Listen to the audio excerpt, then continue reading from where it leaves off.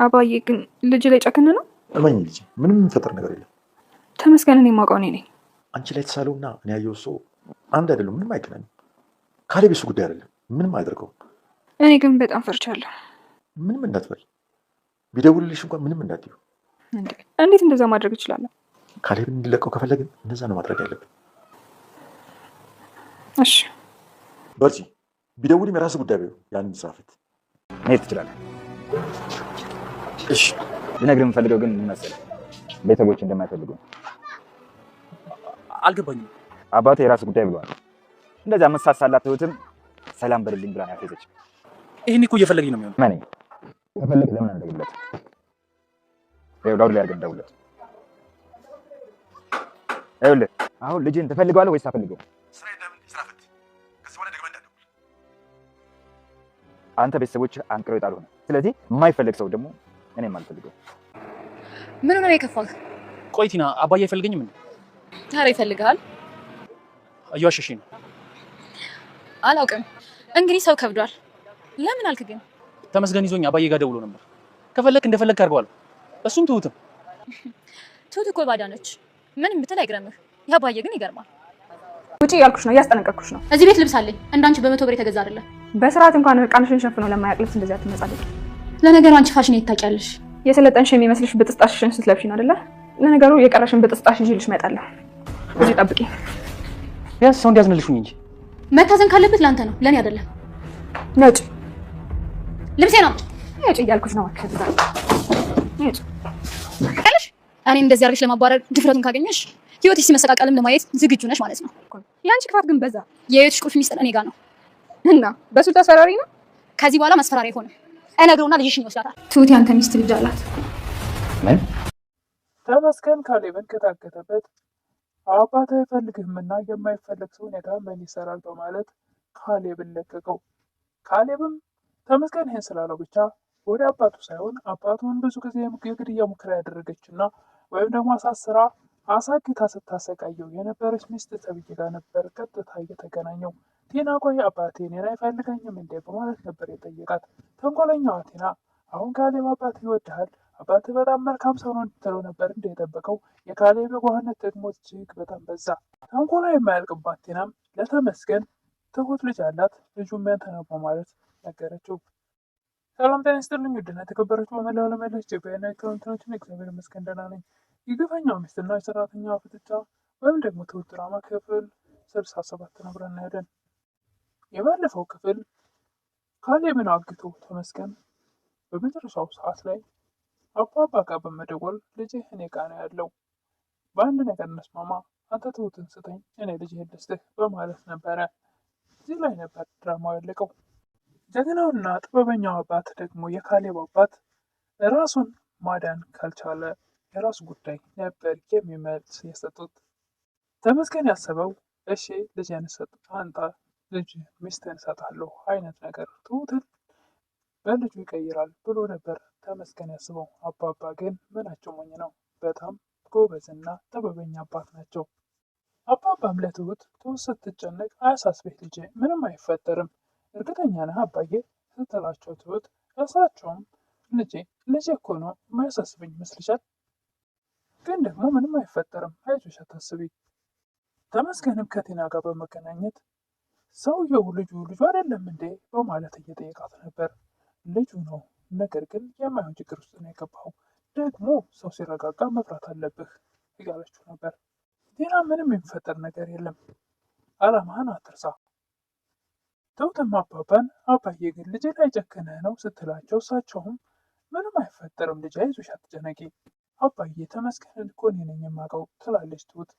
አባባም አንቺ እንደምታስበው አይነት ሰው አይደለም ተመስገን፣ እኔ ያየሁት ተመስገን ሌላ ነው፣ አንቺ ላይ የተሳለው ሌላ ነው ላሉ አባባም በተደጋጋሚ ምንም አይፈጠርም፣ ምንም እንዳትፈሪ፣ ትሁት ግን እኔ ግን ፈርቻለሁ ትላለች በተደጋጋሚ። አንቺ ቢደውልልሽ ራሱ ምንም እንዳትዩ፣ የራስ ጉዳይ ቢዩ፣ እንዴት እንደዛ አደርጋለሁ ትላለች ትሁት። እሳቸውም ካሌብን እንድንለቀው ከፈለግ እንደዛ ነው ማድረግ ያለብን፣ አለበለዚያ እኛም መጠቀማ ሊያደርግ ነው ይላሉ አባባ። ትሁት ወደ ሱቅ ስትወጣ ተመስገንን ሱቁ ጋር ቁማ ይጠብቃታል። ምነው አንተ እዚህ ሱቅ መመላለስ አበዛህ፣ አለበለዚያ ስራ ይቅጠረው በምትለው ሰዓት አንቺ እኮ እንደዚህ ንቀትሽን የተቋቋምኩት አንቺ ስለሆንሽ ብቻ ነው ታውቂያለሽ፣ ተስፋ ያደረግሽው ሰው የኔ እጅ ላይ ነው ይላል ተመስገን። ጥቅም ያዘው ግን ደግሞ አንተ ማገትን ምን ነው ስራ አደረግከው ወይ ደግሞ ብቻም ሆነ አስፈርቶ ነው ትላለች ትሁት። እያወራ ያለሁት ስለ ካሌብ ነው ይላል ተመስገን። አውቃለሁ፣ ለማንኛውም ከሀገር ያመጣው ገንዘብ ያልቅብሃል ትላለች ትሁት። አታስቢ ስለሱ፣ አንቺን እንኳን አንቀባርሬ ማኖር እችላለሁ ይላል ተመስገን። ደግሞ እንዳንተ አይነት ማሰቢያ ያቃተው ሰው እንዴት ነው ሰውን አንቀባሮ ማኖር የሚችለው? እንዳንተ አይነት ሰው ሰውን ያስገድዳል እንጂ አንቀባሮ ማኖር አይችልም። ትሁትም አባባ የፍርሃት መንፈስ እንዳታሳይ ስለነገሯት ቢደውል እንኳን የራስ ጉዳይ በዩ ስላሏት በቃ ለማንኛውም ካሌብን ሰላም በለው ብላ ጥላው ትሄዳለች። ተመስገን ወደ አሁኑ ተመልሶ ካሌብ ወዳለበት መሄድ ትችላለህ፣ ልነግርህ የምፈልገው ነገር ግን ቤተሰቦች እንደማይፈልጉ ነው ማለት ነው። አልገባኝም ይላል ካሌብ። አባቴ የራስ ጉዳይ ብሎኛል፣ እንደዛ የምትሳሳላት ትሁትም ሰላም በልልኝ ብላኝ ያለፈች። ካሌብም እንደዛም አይሆንም፣ ምን ጊዜ እኮ እየፈለገኝ ነው አባቴ ይላል። በፍጹም ደውዬ ላሰማህ ላውድ አድርጌው በማለት ይደውላል። ተመስገን ስልኩን ላውድ አድርጎ በመደወል አሁን ልጄን ትፈልጋለሁ ወይስ አትፈልገውም በማለት ተመስገን ይህንን በሚል ሰዓት አባባ ስራ የለህም እንዳንተ ሰውዬ ስራ ፈት፣ ድጋሚ ወደ ስልክ እንዳትደውል በማለት ስልኩን ሲሰማ ካሌብ ላውድ ስለሆነ በጣም ይደነግጣል። እንግዲህ አንተ ቤተሰቦችህ አንቅረው የተፉህ ነህ፣ ስለዚህ ደግሞ የማይፈለግ ሰው እኔ ስለምን እፈልጋለሁ፣ መሄድ ትችላለህ ይላል ተመስገን። ካሌብም ወደ አሁኑ ቴናን ጋር ነበር የተገናኘው። ምን ነው ተከፍተሃል ትላለች ቴና። ቆይ ቴና ግን አባዬ አይፈልገኝም እንዴ ይላል ካሌብ። እንግዲህ እኔ አላቅም፣ ሰው ከፍቷል። ለማንኛውም የካሌብ የዋህነት ከቴና የአባባን መልካም መሆን እንዲሰማ መጠበቁ ምን እንደዛ ብለህ ጠየቀኝ ትላለች ቴና። ተመስገን ይዞኝ ነበረ፣ አባዬን ደግሞ ሲደውልለት እንደማይፈልገኝ ነገረው። ትሁትም እንደዛው፣ በቃ ሁሉም አይፈልጉኝም። ቴናም ትሁት እኮ ባዳ ናት፣ ባዳ ነው፣ ነገር ግን ያባዬ ይገድማል ትላለች። ወይኔ ካሌብ እንደዚህ ብቸኛ ልሆን ይላል ካሌብ። ቴናም ምንም እንኳ ጥፋት በጠፋ መልካም ሚስት ነበርኩ ትላለች። ቆይ ትሁት ልጅ እንዳላት ማን ነገረሽ ይላል ካሌብ። ዋናው ማወቄ ነው፣ እሱን እንኳን ደብቀዋለሁ አንተን። ካሌብ በተደጋጋሚ ወይኔ ካሌብ ይላል።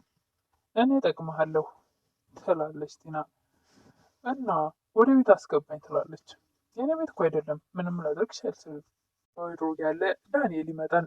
እንዴት ናችሁ በማለት ሰላምታ ሰጥቷቸው እንዴ ትገናኛላችሁ እንዴ ይላል ካሌብ። ዳንኤልም ቀጠሮ ካላችሁ ለምን ጠራሽኝ፣ ለምን ደወልሽልኝ ይላል። በሉ እናንተ አውሩ ልሂድ ብሎ ካሌብ ተነስቶ ጥሏቸው ይሄዳል። ቴናም ዳንኤልና ካሌብን ፍቅራችሁ ደስ ይላል ትላለች። መቼም አንቺ የማትነካከው ነገር የለም ይላታል ዳኒ። ቆይ አንቺ ግን መቼ ነው ተንኮልሽን የምታቆሙ ይላል። እባክህ እኔ አይደለም ተንኮለኛዋ፣ ተመስገን ነው ተንኮለኛው። ደግሞ ይሄ ቤተሰብ እንደፈለግኩት እየሆነልኝ ነው። ቲና አባትና ልጅን ማለያየት ስለሆነ የምትፈልገው ትሁትንም ከዛ ቤት ማየት ስለማትፈልግ ነገሮቹ እየተበለሻሹና አባትና ልጁ ተመስገን እንዳለው አባባ ልጁን የማይፈልግ አይነት ነገር መስሏታል። በጣም ደስ ብሏታል። ልጁን አልፈልገውም፣ የራሱ ጉዳይ ራሱን ማዳን ካልቻለ የሚል ቃል ስለሰሙ ብቻ የእውነት ልጁን የተወ መስሏቸዋል። ነገር ግን ትሁትን አሳልፈው ለመስጠት ነው አባባ ይህን ቃል የተጠቀሙት። ደግሞ እንደፈለግ አድርገው ስላሉት ይለቀዋል የሚለውን ሀሳብ ስላሰቡ ነው አባባ ምንም እንደማያደርገው ስላሰቡም ጭምር። ነገር ግን በቃ አባትና ልጅ ሊለያዩ ነው በማለት እሷ ተደስታለች። በእርግጥም በመለያየቱ ከአባባ ቤት በመውጣቱ ምንም ትርፍ እንደማታገኝ ታውቃለች። እሱ ከወጣ እኔ ከዛ ቤት ምን ድርሻ ያለኝ ብላለች። ተመስገንም ካሌብን ይዤ ትሁትን አገኛለሁ ብሎ ነበር ያሰበው። ነገር ግን የጠበቀው መልስ ሌላ ስለነበረ በቃ ካሌብ ለእኔ ምንም አይጠቅመኝም በማለት በሰላም ለቀቀው። ትሁትም ካሌብን ለማናገር ስትሞክር ምንም አልፈልግም ይላል። ምንድነው ያኮረፍከው? በልጄ ከሆነ በልጄ አላፍርም፣ እሺ ማኩረፍ ትችላለህ ትላለች ትሁት። ካሌብ ተመስገን የልጅ አባት ከሆነ ብታገቢው ምን ይጎድለዋል ይላል። ትሁት ምን ብላ ስትደነግጥ ምን ነው አጠፋው እንዲህ ይላል። እንዳገባ መፈለግ ጥፋት አይደለም፣ ነገር ግን ህይወቴን ከመሰቃቀለው ሰው ጋር ትዳር መስረሽ ስትለኝ በጣም ይከብዳል ትላለች። ሞኝ ነኝ፣ ደግሞ ቴና ለእኔ መጥፎ አልነበረችም ይላል ካሌብ ሞኙ የዋህ። ቴናን ትሁትን በመቅጠር ወደ ቤት እንድታስገባት ትጠይቃታለች። እንዴት አይነት ቀልደኛ ነች ትላለች። ምን አንቺ ተስፋ አትቆርጭም እንደ በምትላት ሰዓት ተስፋ በቆረጥኩበት ሰዓት ተስፋ የሆነኝ አንድ ነገር ልንገርሽ ትላለች። ትሁት ለአባባ ከዚህ በፊት የህፃኑን ፎቶ የኔ ልጅ ናት ስትል ተደብቃ እያዳመጠች ነበርና ያን ነገር ደግሞ ለተመስገን ለማስተላለፍ ቴናም እጄ ላይ ጣለሽ አይደል እያለች ስትፎክር የልጅን ጣም ብታቂ ኖሮ በልጄ ባላስፈራራሽ ነበር ትላለች።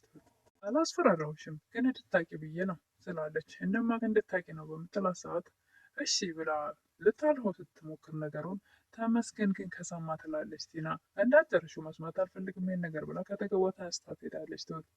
ለተመስገንም ስልክ ይደወልለታል። ና ይባላል። ምን ይዤ ነው መጣው? እኔ ኮርሜልኬን እየጠበቅኳት ያለኋት ሀሳቧን በራሷ ፈቃድ እስክትለውጥ ጠብቃታለሁ ይላል ተመስገን። አሁንም ና ይባላል በድጋሚ። እኔ እኮ እዛ ብትሆንልኝ ኖሮ ቤት ያስገብቻል ነበረ ከአዲስ አበባ እንዴት ላምጣት ይላል ተመስገን። ተመስገንም ጠልፋ አንጣት የተባለ ይመስላል።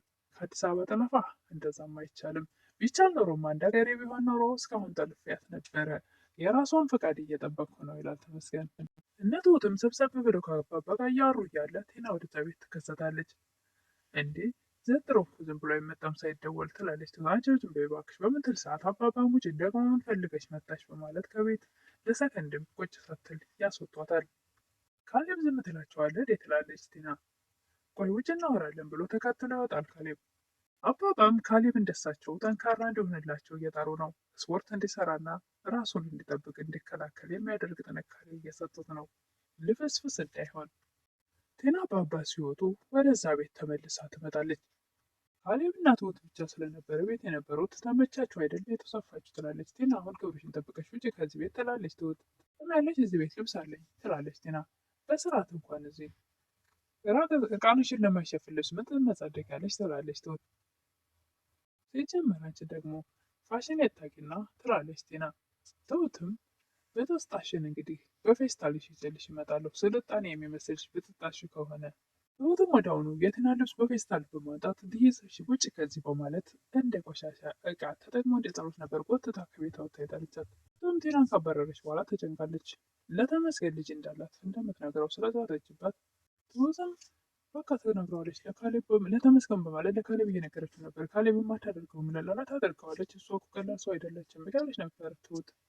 ወዲያውኑ ለአባባ ደውላ አባዬ ቴና ለተመስገን ልትነግርብኝ ነው ልጄን ይወስድብኛል በቃ እኔ ቀድሜው መድረስ አለብኝ እያለች ነበር። አባባም ጠብቂ ልጄ እየመጣሁ ነው ጠብቂ ቤት ሲሉ እያሏት ነበረ። ተንኮለኛዋ ቴናም ወዲያውኑ ለተመስገን ሄዳ ተመስገን ምን ፈልገሽ መጣች ሲላት ቴናን አዲስ መረጃ ላይ ትላለች። ትሁት ያንተ ሚስት ልጅ አላት። ለዛሬ ይዤ የቀረብኩት የግፈኛ ሚስትና የሰራተኛዋ ፍጥጫ ወይም ደግሞ ትሁት ድራማ ክፍል 67 ይህን ይመስል ነበር። እስከን ትሁት ልጅ እንዳላት ሲሰማ ምን ያመጣ ወይ ደግሞ ምን ይፈጠር ይሆን? ልጇን ሄዶ ይወስዱ? ትሁት እንደፈራችው ልጇን ይወስድባታል ወይስ እሷ ላይ ጉዳት ያደርሳል? እሱን እንግዲህ በቀጣይ የምናይ ይሆናል። እስከዛው ድረስ ለምታበረታቱኝ እህቶች ምስጋና ከልብ ነው። አዲስ ሆናችሁ ደግሞ ሰብስክራይብ እያደረጋችሁ አበረታቱኝ። ቪዲዮውንም ላይክ አድርጉላለሁ። አመሰግናለሁ።